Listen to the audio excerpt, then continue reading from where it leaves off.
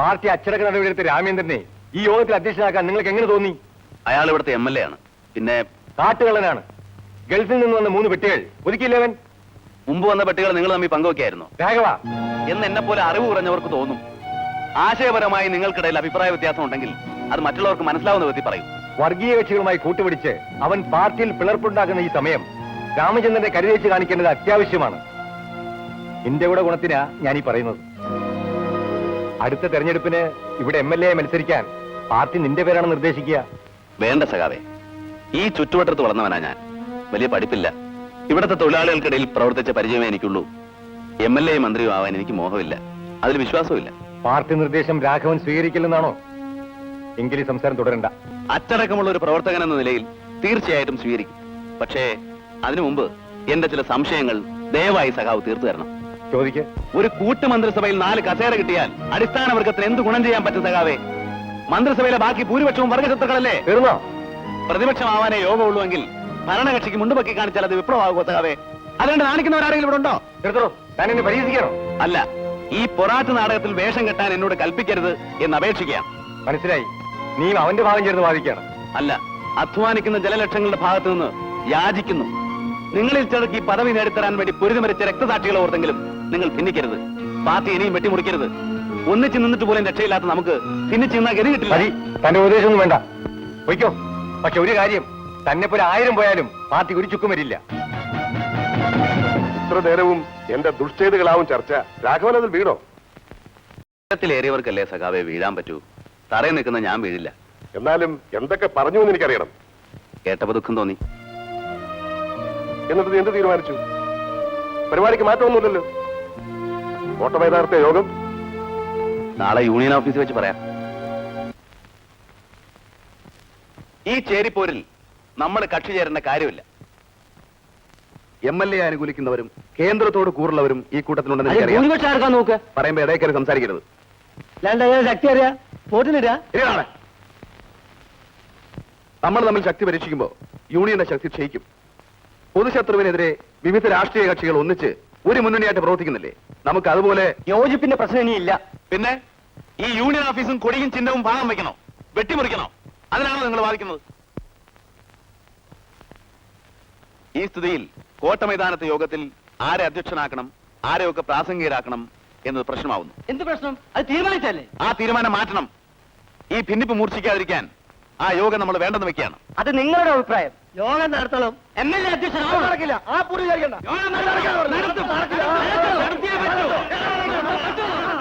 ഏതോ ബഹളം ഉണ്ടാക്കരുത്.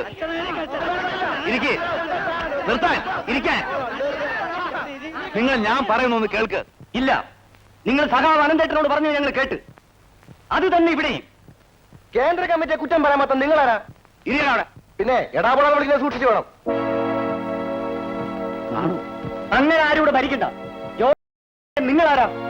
ഞങ്ങൾ പരുത്തിച്ചണ്ടി പറിക്കുകയും പീടി നിർത്തും മീൻ പിടിച്ചും ചുമടെടുത്തും കഷ്ടപ്പെട്ടുണ്ടാക്കിയ കാശ് കൊണ്ടാ ഈ യൂണിയൻ നടത്തുന്നത്. തടി അനങ്ങാതെ ആ കാശ് കൊണ്ടല്ലേ നിങ്ങൾ ജീവിക്കുന്നത്? എന്നിട്ട് പിന്നെയും പറയുന്നു ഇവിടെ ആരും വലിയേട്ടൻ ചമയണ്ട. സഖാക്കളെ,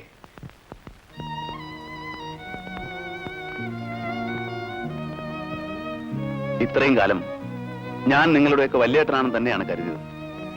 കൂട്ടത്തിൽ ആരെങ്കിലും എടാന്ന് വിളിക്കാറുള്ളത് ആ സ്ഥാനത്ത് നിന്നുകൊണ്ട് തന്നെയാണ്. അത് തെറ്റായെങ്കിൽ ക്ഷമിക്കുക.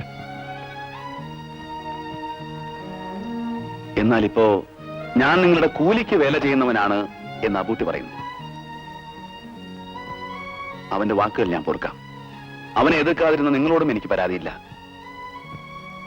എന്നാൽ ഇവിടുത്തെ മത്സ്യത്തൊഴിലാളികൾ, ബീഡി തൊഴിലാളികൾ, മറ്റ് യൂണിയനെ പ്രതിനിധീകരിച്ചെത്തിയിരിക്കുന്ന നിങ്ങൾക്കും അബൂട്ടിയുടെ അഭിപ്രായം തന്നെയാണോ എന്ന് എനിക്കറിയണം. MLA കാര്യത്തിലാണ് നിങ്ങളുടെ അഭിപ്രായം എനിക്കറിയേണ്ടത്. അത് പറഞ്ഞല്ലോ.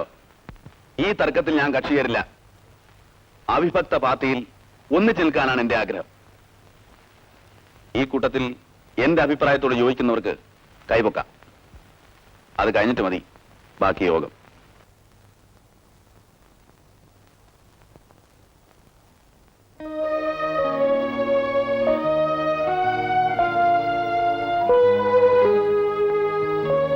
അപ്പോ നിങ്ങൾ നിങ്ങൾക്ക് എന്നെ വേണ്ട അല്ലേ?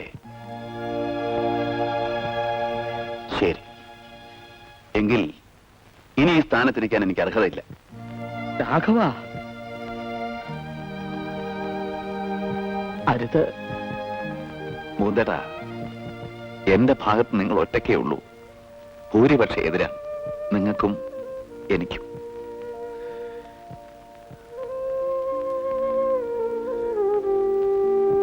വിട പറയുന്നില്ല. ഇത്രയും കാലം നിങ്ങളുടെ ജീവനക്കാരനായി പ്രവർത്തിച്ച് പിരിയുമ്പോ ഒരാനുകൂല്യം ഞാൻ ചോദിക്കും. ഒരു തൊഴിലാളിയുടെ അവകാശം, ഒരു അപേക്ഷ മാത്രം.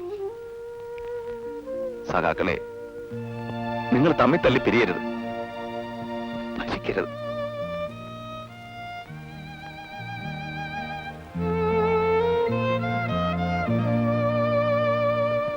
ജയൻ എന്റെ പൊസിഷൻ മനസ്സിലാവില്ല. എന്റെ ഏട്ടനെ ധിക്കരിച്ചുകൊണ്ട്. Please don't repeat this. നിന്റെ ഏട്ടൻ, എനിക്കറിയേണ്ട ഇത് നിന്റെ അവസാനത്തെ തീരുമാനമാണോ? അതെ.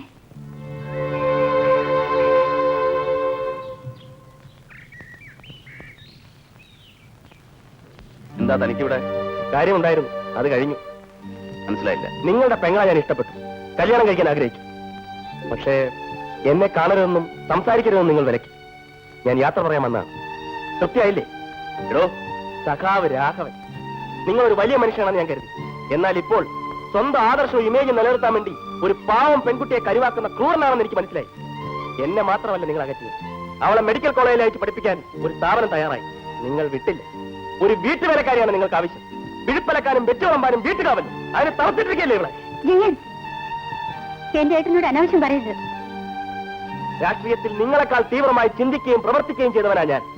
ഈ വീട്ടിൽ കഴിയുന്നതിനേക്കാൾ മെച്ചമായി ഇവളെ പോറ്റാൻ എനിക്ക് കഴിയും. പിന്നെ എന്ത് കുറവുകൊണ്ടാ എന്നെ കണ്ടുപോരുമെന്ന് നിങ്ങൾ ഇവളോട് കൽപ്പിച്ചത്? പറയണം മിസ്റ്റർ. ജയൻ, മതി, പ്ലീസ്.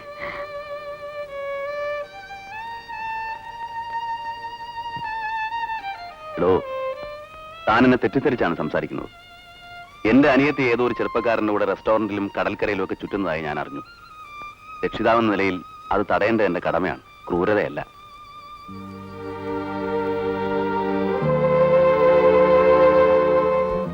ഇനി നിങ്ങൾ തമ്മിൽ ഇഷ്ടമാണെങ്കിൽ തന്റെ ജാതിയും മതവും സാമ്പത്തിക ഭദ്രതയും ഒന്നും എനിക്ക് പ്രശ്നമല്ല. രാഷ്ട്രീയത്തിൽ താൻ തീവ്രവാദിയായിരുന്നു ഞാൻ മനസ്സിലാക്കുന്നു. നക്സലൈറ്റുകളോട് എനിക്കെന്നും ആദരവേ തോന്നിയിട്ടുള്ളൂ. ഇനി നിങ്ങൾ തീരുമാനിച്ചോളൂ, ഞാൻ തടസ്സമാവില്ല ഒന്നിനും.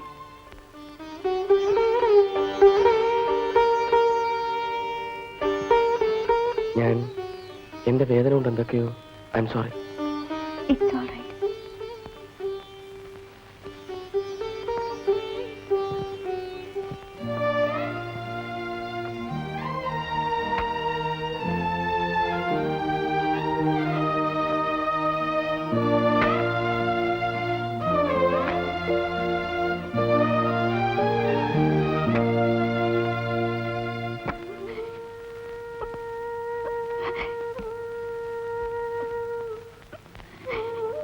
അവൻ പോയ ഏട്ടാ, അയാൾ പറഞ്ഞത്. കരയരുത്, എനിക്കവനെ ഇഷ്ടായി. രാജി, കടിഞ്ഞാണറ്റ കുതിരയെ പോലെ കുതിച്ചവനാണ് ഞാൻ. ചർച്ച, പ്രകടനം, സമരം, പിന്നെ കേസും ലോക്കപ്പും ജയിലും. അതിനിടെ നിന്നെ ഞാൻ കണ്ടില്ല, നിന്റെ വളർച്ചയും. സാധാരണ നിലയിൽ നല്ല ചുറ്റിയോ തൊണ്ടു തല്ലിയോ ചകിരി പിരിച്ചോ ഒക്കെ ജീവിക്കാൻ വിധിക്കപ്പെട്ടവളാണ് നീ. എന്നാലും എന്നെ ബുദ്ധിമുട്ടിപ്പിക്കാതെ നീ പഠിച്ചു. ഒരിക്കലും ഒന്നിനും പരാതിപ്പെടാതെ നീ ജീവിച്ചു. ഞാൻ നിന്നോട് കടപ്പെട്ടിട്ടേ ഉള്ളൂ. പക്ഷേ എന്തെങ്കിലും കൊള്ളാവുന്ന ഒരുത്തനെ പിടിച്ചേൽപ്പിക്കാൻ എന്റെ സഹായം വേണ്ടിവരുമെന്ന് ഞാൻ കരുതി. അവിടെ നീ എന്നെ തോൽപ്പിച്ചു കളഞ്ഞു.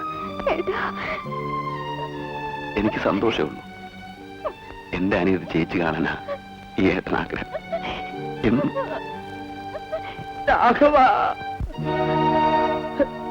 ഒന്നിടാ. എന്താ ഇത്? രാഘവ, എനിക്ക് വയ്യ. അവരെന്നെ തച്ചു. കുടിച്ചമലായാൽ ചിലപ്പോ തെറി വിളിക്കുന്നവനാണ് ഞാൻ. ഇന്ന് ഞാൻ കുടിച്ചിട്ടില്ല. എന്നിട്ടും നിനക്ക് വേണ്ടി ഞാൻ കൈ പൊക്കിയതിന് അവരെന്നെ തച്ച് പാതാക്കി. ആരാ മൂന്തേട്ടനെ തച്ചത്? രണ്ടു കൂട്ടരും.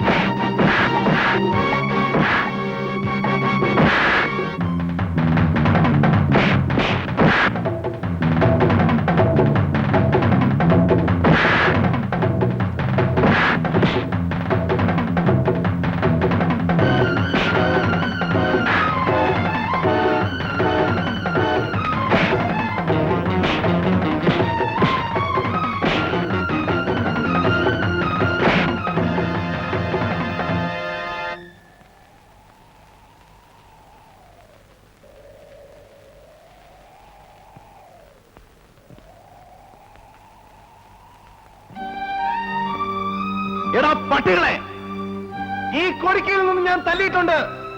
ഈ കൊടി ഉയർത്തിപ്പിടിക്കാൻ വേണ്ടി ഞാൻ തല്ലുകൊണ്ടിട്ടുണ്ട്. ഈ കൊടി പിറ്റിച്ചിന്ന് നിങ്ങളിൽ ആണത്തമുള്ളവരെണ്ണിൽ ഇറങ്ങി വരണടാ. ഒറ്റയ്ക്കോ കൂട്ടമായോ വരണടാ.